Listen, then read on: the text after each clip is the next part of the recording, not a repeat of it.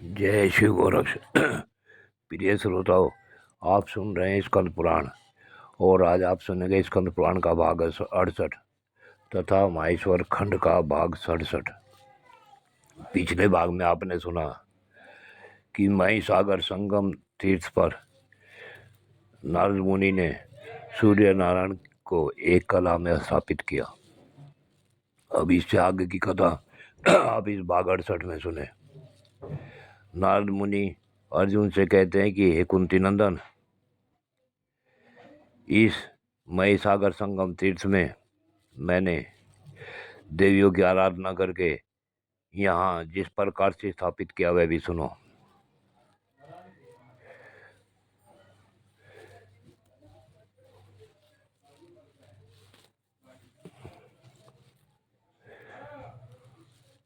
हे अर्जुन, भगवती ईश्वरी संपूर्ण भूतों में इस प्रकार स्थित है। बुद्धि, हिरी, पुष्टि, लज्जा, तुष्टि, शांति, क्षमा, स्पृहा, श्रद्धा, चेतना, मंत्र शक्ति, उत्साह शक्ति तथा प्रभु शक्ति, इन सब रूपों में परमेश्वरी शक्ति की ही सर्वव्यापक है। यही अविद्या रूप से बंधन का और विद्या रूप से मोक्ष का कारण बनती है। ये अर्जुन, जिन महादेवियों को मैंने यहाँ स्थापित किया है वह सुनो। चारों दिशाओं में 4 महाशक्तियों की स्थापना की गई। पूर्व दिशा में स्कंद स्वामी के द्वारा सिद्धांबिका की स्थापना हुई है। उन्हीं को सृष्टि की आदि में प्रकट हुई मूल प्रकृति कहते हैं। सिद्धों ने उनकी आराधना की है, इसलिए उनका नाम सिद्धांबिका है। दक्षिण दिशा में तारा देवी विराजमान है। उनकी स्थापना मैंने ही की है। ये वही तारा है जिन्होंने देवताओं को तारने के लिए भगवान कश्यप का आश्रय लिया है। उन्हीं के आवेश से युक्त होने के कारण जगत गुरु भगवान कुर्म ने देवताओं का उद्धार किया। ये गिरिराज नंदिनी तारा बड़ी आराधना के बाद मेरे द्वारा यहाँ लाई गई है। इसी प्रकार पश्चिम दिशा में शुभ स्वरूपा भास्वरा देवी स्थित है, जिनसे व्याप्त होकर सूर्य आदि मंडल प्रकाशित होते हैं। जिनकी शक्ति से संपूर्ण नक्षत्र मंडल सब ओर आते जाते हैं, वे भास्वरा देवी ही हैं। उत्तर दिशा में योग नंदिनी देवी का निवास है, जो पूर्व काल में भगवती परा प्रकृति के शरीर से प्रकट हुई तथा जिनकी निर्मल दृष्टि से देखे जाने पर चारों सनकादिकों ने योग प्राप्त कर लिया। इसलिए सनकादि महात्माओं ने उन्हें योगेश्वरी कहा है। तदंतर में अब 9 दुर्गाओं की भी यहाँ उपस्थिति की थी, उनका भी परिचय सुनो। त्रिपुरा नाम से प्रसिद्ध एक उच्च कोटि की देवी है, जिनसे आविष्ट होकर जगदीश्वर भगवान शिव ने त्रिपुरासुर को भस्म किया था। इसलिए भगवान हर ने त्रिपुरा कहकर स्वयं देवी दुर्गा का स्तुति किया। इनके सिवा दूसरी कोलाम्बा नाम की देवी है, जो सनातन महाशक्ति है।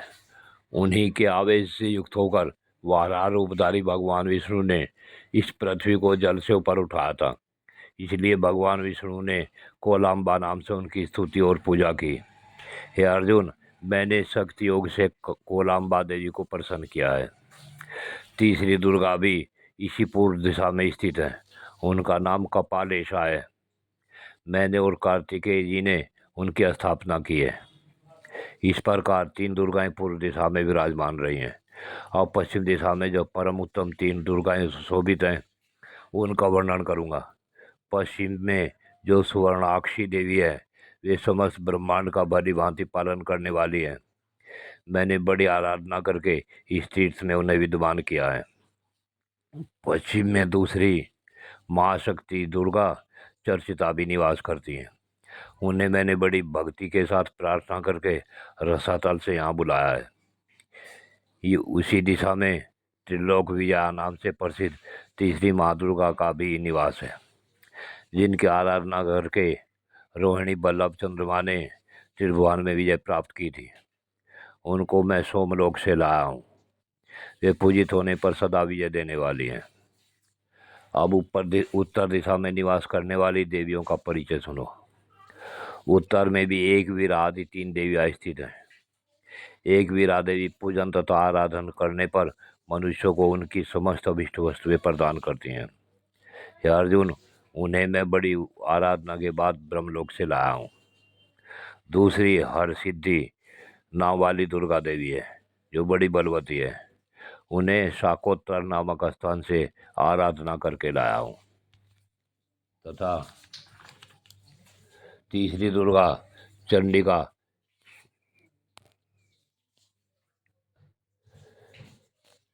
देवी ईशान कोण में स्थित है। ये ही नव दुर्गा हैं। उन्होंने पार्वती के शरीर से निकलकर रोषपूर्वक चंडमुंड नामक असुरों का संहार किया था, जो थोड़ी या बहुत सामग्री के द्वारा कात्यायनी देवी का पूजन करते हैं। उन्हें करोड़ों देवियों से घिरी हुई वे दुर्गा देवी ऐसे ऐश्वर्य प्रदान करती हैं, जो मनुष्य देवी को प्रणाम करता है वे सब अरिष्टों से छुटकारा पा जाता है। प्रिय श्रोताओ, इसे समझने की कृपा करें। यह वीडियो जीवन का उद्धार करने के लिए बनाई गई है।